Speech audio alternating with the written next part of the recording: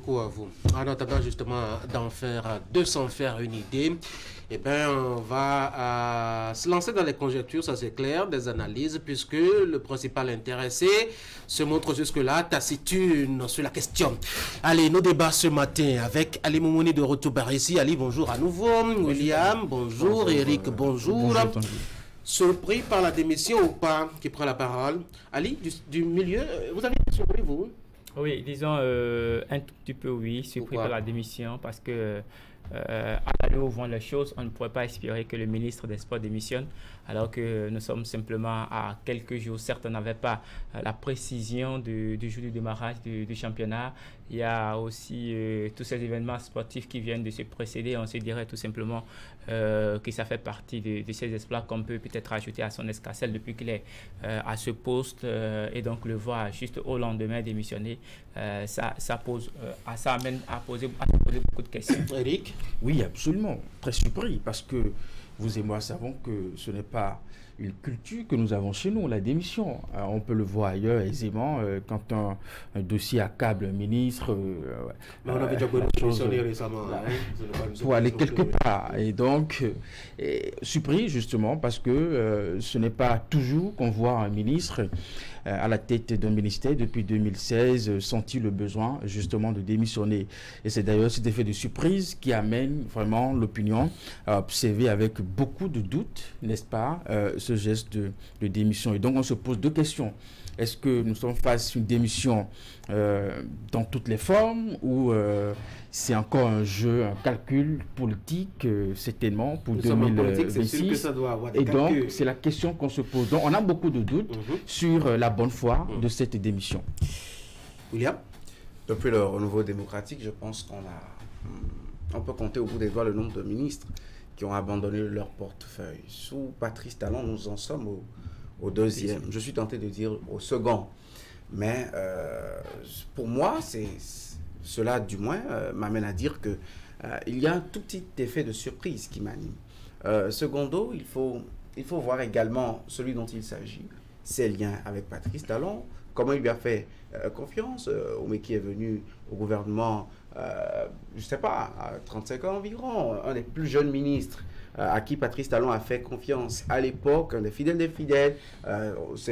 C'était les visages qui ont fait interpréter le premier gouvernement comme un gouvernement de remerciement des chapelles politiques qui ont bataillé, qui ont été au charbon pour Patrice Talon. Donc c'est normal que cela soit vu sous cet angle. Qu'on le veuille ou non, son bilan, il est peut-être mitigé. On fera le bilan tout à l'heure, on parle de la surprise ou pas. Oui, concernant justement cette intervention. Ce n'est pas le premier proche qui s'en va comme ça de son propre chef. Vous l'aviez dit tout à l'heure, c'est le second, pour ne pas dire peut-être le deuxième. Est-ce que Patrice Talon s'éloigne ou s'isole de plus en plus, William? Patrice Talon a commencé beaucoup à s'isoler et à s'éloigner dans ce second mandat. Quand il dit qu'on ne change pas l'équipe qui gagne et de son propre chef, je ne veux pas dire se débarrasse, mais il se départit de certains fidèles des fidèles. Je ne veux pas citer de nom, on connaît ces messieurs-là très proches de lui dans l'appareil d'État, des affaires étrangères, de la justice, justement, c'est vrai que non, de l'énergie. Et que par la suite, un part de lui-même. Attention, on ne change pas l'équipe qui gagne, mais l'équipe qui gagne d'elle-même veut s'effriter ou veut se métamorphoser. Il y a comme une sclérose actuellement dans l'appareil exécutif.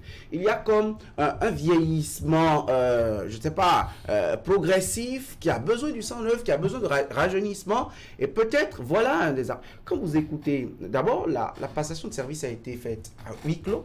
Les médias n'ont pas eu accès. Et à la fin, après avoir accompagné son collègue à qui il passe la main, mais qui revient dire, quand la presse tentait de lui arracher des mots, vous ne savez pas pourquoi je démissionne, en tout sourire, il dit peut-être que c'est pour devenir Premier ministre. Encore que là, c'est peut-être une diversion politique. Bref, on ne peut pas, je ne sais pas si jusqu'aujourd'hui vous avez su tout ce que Azan reprochait à Talon quand il a quitté le gouvernement. On l'a vu dans beaucoup de déclarations, mais in extenso et particulièrement sur sa démission, il n'a pas été précis. Je ne sais pas si on l'aura par rapport au cas de Omeki. Mais quand même, on ne change pas l'équipe qui gagne. Le bon vin se bonifie au fil du temps, mais le vin de Patrice Talon, en se bonifiant, se fermente à une vitesse d'acidité un peu plus élevée. Et j'ai comme impression que parce que nous approchons la fin de mandat, ce n'est peut-être pas la descente aux enfers, mais c'est le retour des escaliers. Franck? Oui, Patrice Talon a décidé de garder... De plus en plus seul?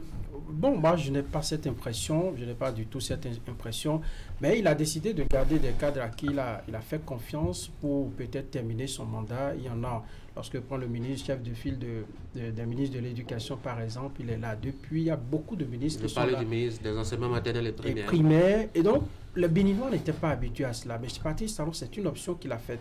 Mais je pense que de plus en plus, l'équipe gouvernementale a besoin de sang neuf. On n'a rien contre les ministres qui sont là, mais lorsque vous êtes entouré de collaborateurs qui ont envie... Est-ce qu'on peut dire que c'est la fatigue qui l'a poussé à démissionner? Ben, c'est possible. Mais avant ça, il y a eu... Vous savez, avant ça, sur les réseaux sociaux, il y a un débat. On ne peut pas prêter flanc à ce genre de débat. Mais lorsque sa démission intervient quelques jours après, il y a de quoi se poser des questions. Non, on va mettre tout sur le plateau tout à l'heure. Eric, ça vous fait rire? Il peut être fatigué, non? Non. Être ministre pendant 7 ans avec cette charge-là, ministre des Sports, de la jeunesse, c'est beaucoup. Avec surtout quand on a lié quelques échecs, vous l'aviez dit, non? On peut voir les raisons. Jamais réussi à qualifier le Bénin pour une deuxième CAN. Je pense qu'on peut voir les raisons ailleurs, tout sauf la fatigue. Il n'est pas le seul ministre, a été nommé en 2016. Et donc, si cela devait être la fatigue, il ne serait pas peut-être le premier à démissionner. Et je pense que avec le débat autour de cette démission, la fatigue ne soit pas vraiment la raison. Nous avons vu un média en ligne qui a apporté quelques détails, justement, qui davantage crée la confusion autour de cette démission, mais qui aurait justement déclaré que pour 2026, de tous les probables candidats, Olivier Bokor serait le mieux prêt, n'est-ce pas, pour affronter ce défi. Ce qui n'est pas du goût de Patrice Talon. Tout à l'heure, je parlais donc de deux hypothèses. Soit, justement, on est dans un jeu politique, ou soit, c'est vraiment pas une démission, vraiment dans la bonne forme. Et donc, pour montrer que peut-être, à la date d'aujourd'hui, Patrice Talon n'a pas encore validé la probable candidature de son ami. Et pour ça, entendre un ministre se prononcer ouvertement sur ce sujet l'a quelque peu mis en colère. Et le site a évoqué justement que Patrice Talon n'a pas manqué de reprocher cela à son ministre. Et la suite, nous la connaissons. La suite, nous la connaissons. Donc, nous sommes en train d'aller vers 2026. Soit avec ces démissions, on veut nous montrer que justement, dans ce débat de suscitation, et puis tout ça, Patrice Talon ne s'est pas encore prononcé et ne souhaite pas non plus que ses ministres, en tout cas en activité, se prononcent. Est-ce qu'à votre avis, Ali, cette hypothèse se trouve vraiment fondée? On sait que la déclaration qu'évoque Eric au sujet de Osvaldo Meki remonte courant août. Fin août, et qu'entre-temps, notamment le 20 ou le 21, un truc comme ça, et qu'entre-temps, il y a eu plusieurs conseils des ministres, où quand même il a eu à plancher certains dossiers, et qu'entre-temps, il y a eu même cette belle balade, je dois dire, derrière, au pied de l'Amazone, pour assister au mondial de pétanque, avec c'est là le sourire, qu'il a eu des congés entre-temps, qu'il y a eu un retour de congés avec d'autres conseils des ministres, et que c'est maintenant que le chef de l'État se fâche. Ce n'est pas curieux, ça? Oui, très curieux. Moi, tout ce que je vois, parce que d'une manière ou d'une autre, qu'on ne le veuille ou pas, derrière toute démission, il y aura certainement une raison. Elle ne serait pas anodine, cette démission. Maintenant, ce que moi je voudrais juste essayer de comprendre, c'est voir si au-delà de cette démission du ministre Osvaldo Meki, il y a d'autres raisons qui ne seront peut-être pas politiques. Je n'en vois pas. Je pense que cette démission serait certainement liée à la politique, et ce serait soit, comme Eric le précise tout à l'heure, soit ce serait un jeu de chaises pour pouvoir jouer les jeux pour les prochaines échéances présidentielles qui arrivent, je dirais, bien entendu à grands pas, puisqu'il ne reste pas plus de 2 ans. Donc voilà, en quelque sorte, l'idée que moi je me fais de cette démission. Sinon, s'il faut tenir compte des performances du ministre à son poste, il y a eu beaucoup de réalisations dans le domaine du sport. On a vu également, lorsqu'il avait le portefeuille de la culture et du tourisme, on a vu des actions posées d'une manière ou d'une autre, même s'il n'est pas directement lié. En tout cas, il avait le portefeuille, et donc toutes ces performances ne peuvent que revenir à sa personne. Franck, alors, si on fait foi à cette version, on dira peut-être aussi que Patrice Talon est allergique maintenant à l'évocation de sa succession, du sujet de sa succession, on dira. Non, moi je n'en vois pas trop. C'est vrai, j'ai dit, c'est intervenu quelques jours après ce qu'on a observé. on pourrait imaginer que cela fait partie de sa démission parce que n'oubliez pas que si on l'enlevait juste au lendemain de ces images ou de cette déclaration qu'il a faite, si on l'enlevait du sport, il y avait les mondiaux de pétanque à organiser, il y avait beaucoup de choses à faire. Donc Patrice Talon n'est pas celui qui gère selon qui gère le pouvoir sur la base des bruits de on l'a pas limogé, hein? Oui, il est parti de lui-même. On l'a dit. Et si c'était le limogeage, on comprendrait que l'enjeu des mondiaux était... C'est pourquoi on l'a laissé en place. Non, mais Tanguy, on a laissé passer tout ça, on a remonté les bretelles. Vous nommez quelqu'un et vous l'appelez, vous dites, je veux ta démission sur ma table demain matin. C'est aussi une façon de limoger. Et pour éviter des supputations, justement, ce que nous faisons depuis que la nouvelle est tombée, eh bien, on dit, apporte-moi ta démission. Et lorsqu'on l'a interrogé, vous avez vu la réponse mitigée que lui-même il a donnée. Peut-être c'est pour devenir Premier ministre. Moi, je pense que, vu le rôle qu'il a joué, soit c'est par rapport à cette... Comme si on avait besoin à cette position. Besoin de démissionner pour devenir Premier ministre. Par rapport à son rôle qu'il a... Enfin, sa position qu'il a prise par rapport à 2026, soit le chef de l'État veut l'utiliser, parce que n'oubliez pas qu'il fait partie de ceux-là qui avaient du cran.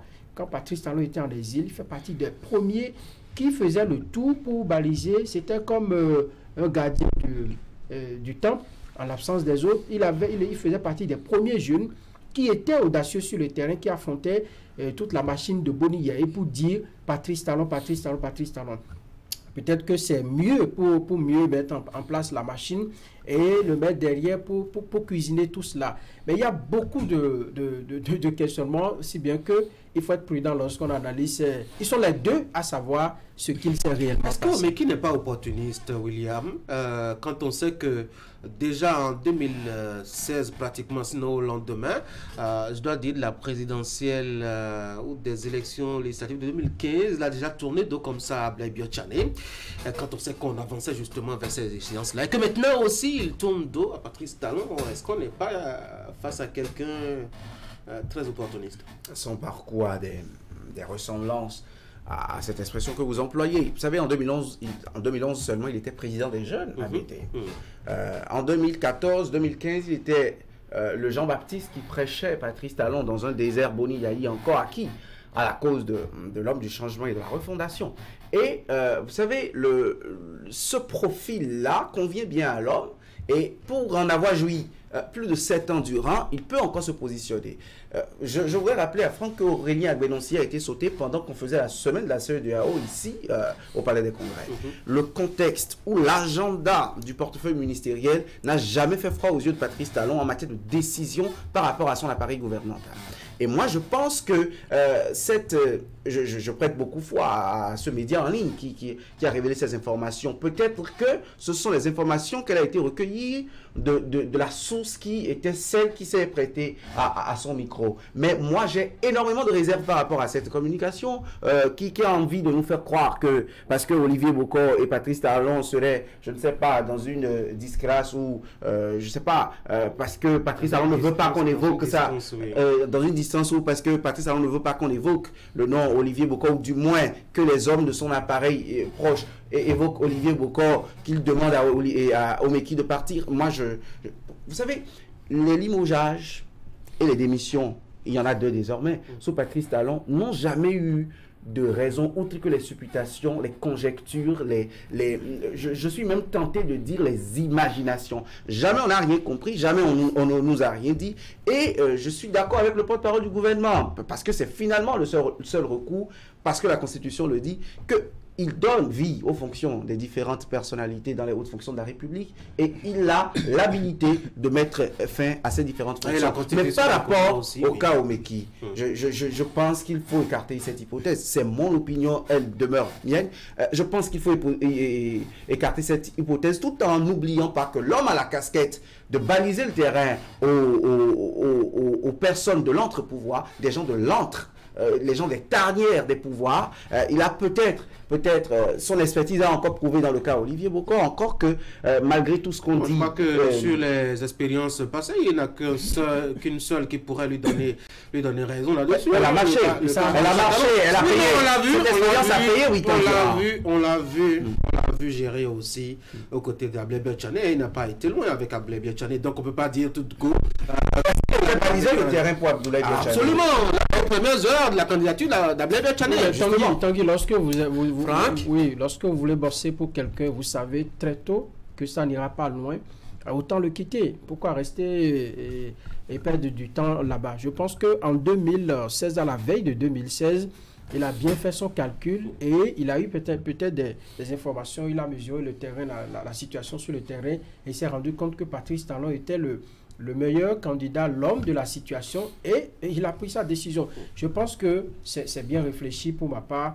Et lorsque vous dites que Agbenossi a été limogé en pleine activité, Patrice Talon peut changer de méthode. Il a pris des leçons peut-être. Oui, à tout moment. De précédentes actions. Et maintenant, je pense que s'il ne veut pas que les ministres se prononcent pour le moment et que Romeki a eu le courage de le faire, il peut lui demander sa démission.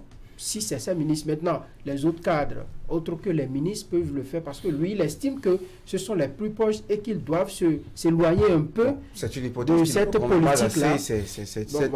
Bon, Franck m'avait subtilement arraché la parole. Moi, j'aimerais rajouter 20 secondes.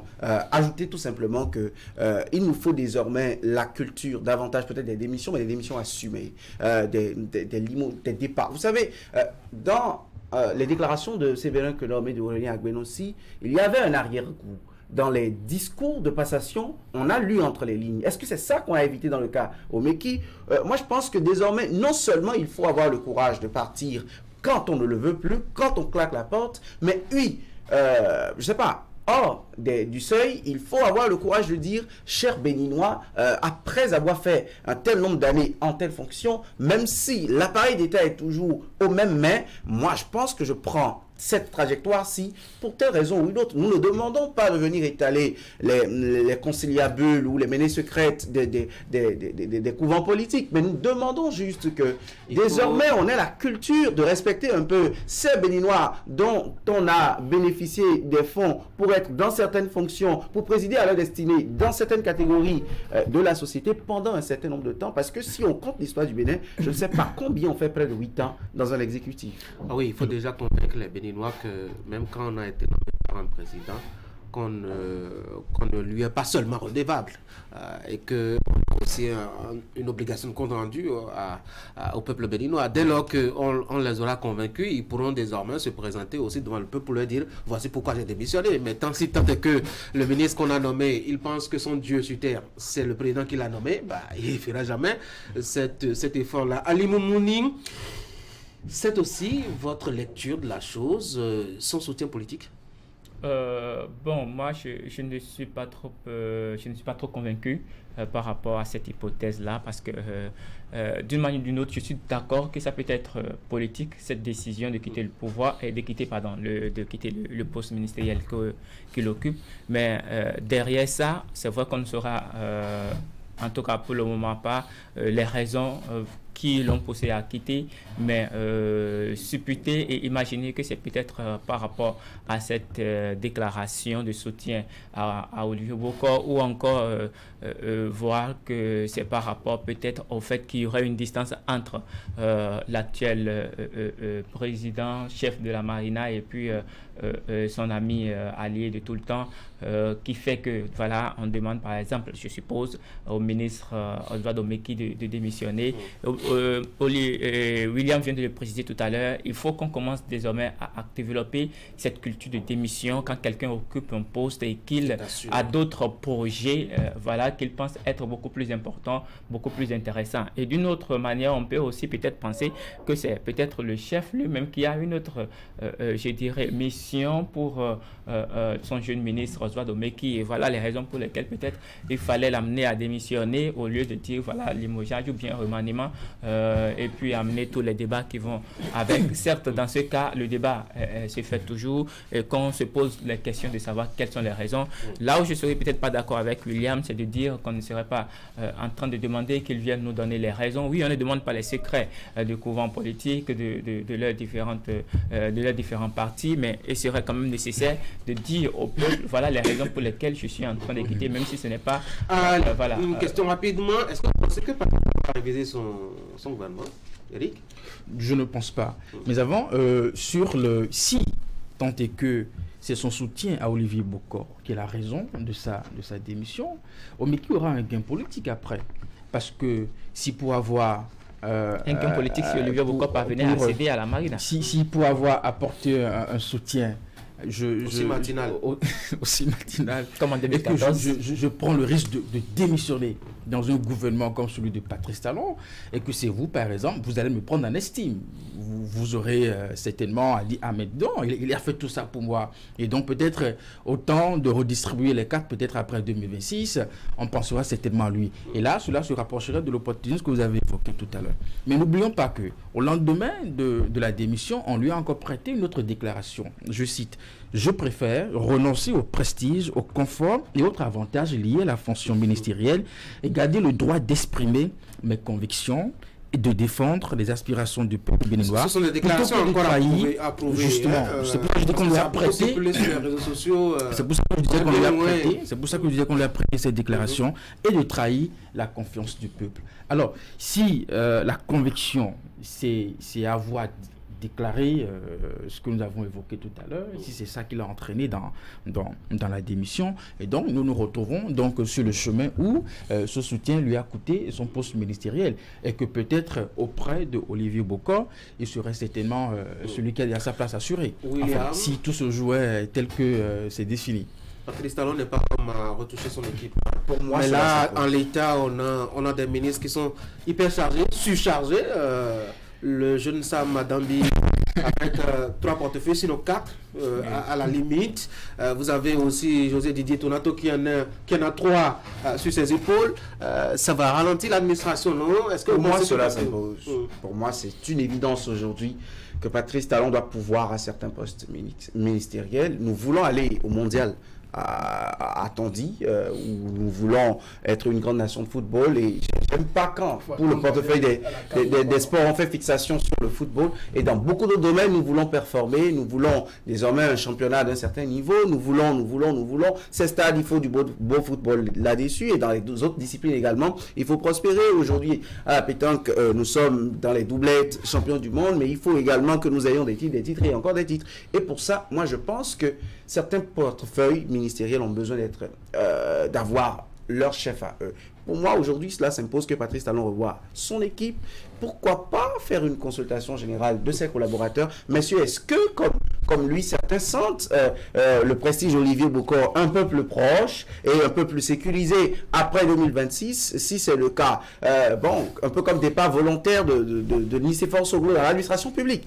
Moi, je pense aujourd'hui qu'il y a besoin de faire un réaménagement. Peut-être pour renouveler confiance ou pour faire de nouvelles entrées. À la place de Patrice Talon, je remanierais mon gouvernement, envoyer ceux-là sur le terrain, parce que ce sont des gens, des ministres qui ont déjà fait leur preuve à ce poste-là. Ils ont eu un peu les moyens.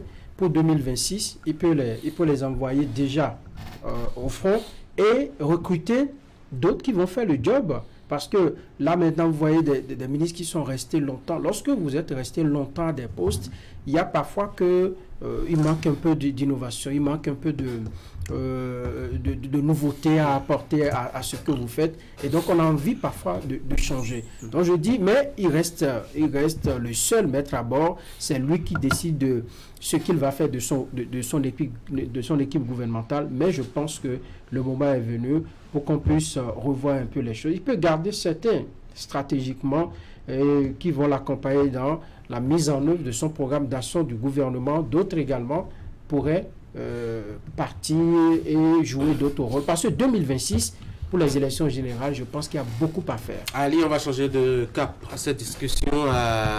Quel bilan faites-vous du passage de Omeki à la tête des sports?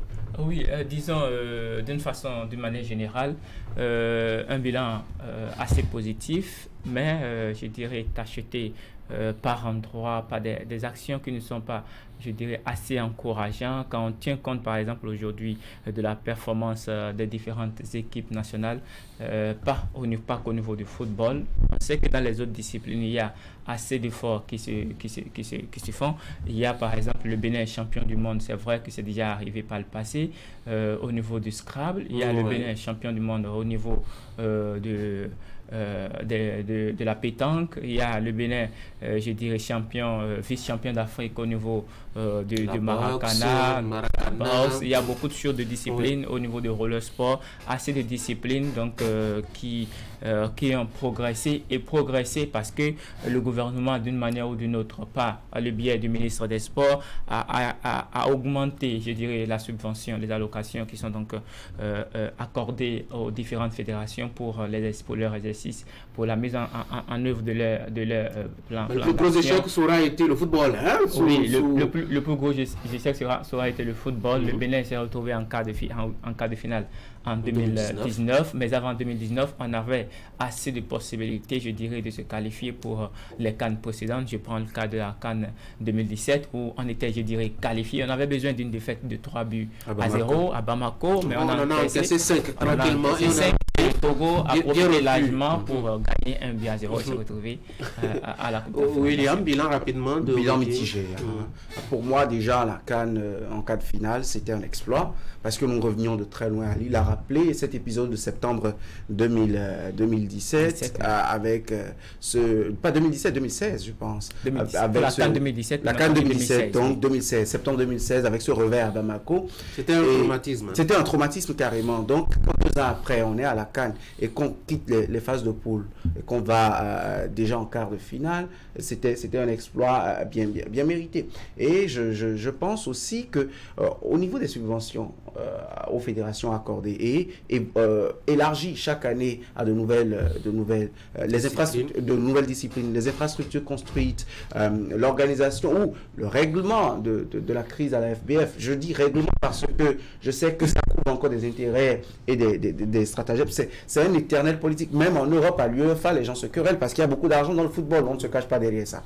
Donc, je pense qu'il y a ces choses-là qui sont à son actif. Comme il y a également des échecs après 2019. On est allé où en football? La question se pose. Le championnat, aujourd'hui, c'est vrai que quand on ampute, on fait le débat du football, on a tendance à acculer tout de suite le ministre, alors que la fédération, pour moi, est celle qui doit être le plus... La fédération doit être beaucoup plus vue, notamment quand on parle de championnat et on ne parle pas de la des sélections nationales, mais le championnat dans lequel les clubs tournent en rang, personne n'évolue, personne n'est relégué, ça fait un jeu d'amis depuis près de 3 ou 4 ans, 3 ou 2 ans. Moi, je pense vraiment que ce sont des bilans qui ne sont pas assez reluisants. Et la professionnalisation du sport, tant annoncée sous Omeki, est-ce qu'elle a été vraiment effective ou amorcée à un certain niveau? Je ne le pense pas. Pour moi, son bilan, il est mitigé. Le football reste le sport le plus en vue et au Bénin, sous Oswald Omeki, on n'a pas progressé malheureusement. J'aurais voulu qu'on... parce que si vous n'allez pas à une CAN 2-3, et là il est là depuis 8 ans, je crois. Si on devait y aller, ça doit faire au total 3 CAN au moins. On devait participer à 3 CAN. Lorsqu'on fait le bilan, on n'est pas véritablement, on n'a pas évolué. Et sur ce plan, c'est une note pas du tout encourageant, même pas acceptable. C'est pas du tout encourageant. Bon, dans les autres disciplines, on a fait ce qu'on peut. Récemment, on a vu qu'au niveau de la pétanque, on a fait ce qu'on peut également, où on est monté sur le toit mondial au niveau des doublettes et tout. Mais ça reste que moi, je suis resté sur ma soif. On aurait vu un sport plus dynamisé, surtout en matière de football. D'abord pour lui-même, je pense qu'en presque 8 ans, il a essayé de parfaire un peu son image au sein de l'opinion des jeunes, des artistes, le monde des influenceurs, les photographes, et puis tout ça, c'est bien pour son image et son influence. Avec DJ et son influence et son influence de jeunes. À la tête de son ministère, je pense qu'il s'est pas mal un peu... il s'est battu, c'est quand même battu. Nous avons une vingtaine de stades, l'introduction de pas mal de projets sportifs dans nos écoles, les classes sportives. Je pense que ça se passe bien. Aujourd'hui, nous avons nos élèves qui apprécient vraiment ce projet et bien d'autres projets. Le Tour de FIFA financé où en période, nous avons les championnats scolaires, les championnats universitaires qui permet aux jeunes vraiment un temps de se retrouver dans une localité et de vivre le sport. Je pense que le ministère du Sport n'est pas que le football. C'est vrai qu'à ce niveau, il y a beaucoup de travail à faire. Comme l'a dit William, il faut peut-être aussi voir du côté de la fédération. Mais je pense qu'au niveau de l'administration, il est un peu bataillé. Allez, merci beaucoup les gars. On devrait dire 2 mots au sujet du vote de budget à l'Assemblée nationale. Vous avez compris pourquoi il y a eu beaucoup de bruit comme ça, William? Procédure, disent les démocrates. C'est comme si on leur impose un budget parce que le décret de transmission du budget général de l'État a été envoyé à l'Assemblée au moment où le Parlement, qui a un budget autonome, une autonomie budgétaire, n'avait pas encore voté. Et je pense qu'avec une petite logique, on comprend aisément ce que les démocrates disent. Mais ça crie trop, non? Un peu trop, non, Franck?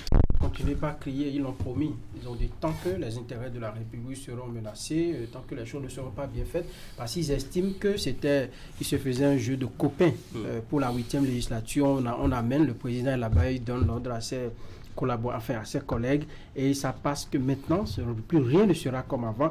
Bon, c'est quand même curieux. Ce qu'ils veulent faire. Alors, le budget général, moi, je trouve que le budget d'une institution qui est quand même autonome. Maintenant que l'Assemblée a voté son budget, qu'est-ce qu'on fait? On retourne le projet au gouvernement pour qu'il intègre comment est-ce qu'on fait? Bon, je pense que c'est ce qu'ils dénoncent. D'abord, c'est un parti d'opposition. Ils doivent crier. Autrement, ils feraient quoi? Ils ne vont pas applaudir comme les partis de la mouvance. Donc, s'ils sont dans leur rôle, la moindre insuffisance, c'est pour une opportunité politique. Il faut faire une déclaration, il faut tempêter, et puis tout ça. Alors, je pense que ce qu'ils demandent, c'est un peu plus de respect, de considération dans les procédures. Nous avons vu le Conseil des ministres du mercredi passé qui a parlé de la transmission du budget, alors qu'au Parlement, le budget n'a pas encore été voté. Donc, je pense que tout le débat est là. Maintenant, si ça leur permet d'avoir un gain politique auprès de leurs militants pour avoir dénoncé cela, tant mieux. Oui, mais si ça fait traîner aussi les choses, je crois que le gouvernement n'a pas beaucoup de temps. Finalement, le budget a été voté. Finalement, oui. Sans le vote des démocrates. C'est important. Donc, si les démocrates font du bruit aujourd'hui, je crois qu'il faille qu'ils se fassent quand même entendre, vu que la chronologie, la procédure n'est pas totalement respectée. Et je crois que c'est de bonne guerre qu'on en soit là aujourd'hui. Maintenant que c'est voté, attendons de voir ce que ça va donner pour la suite. Bonne journée à vous les gars. Bonne journée, Tanguy. Mesdames et messieurs, voici la revue de presse.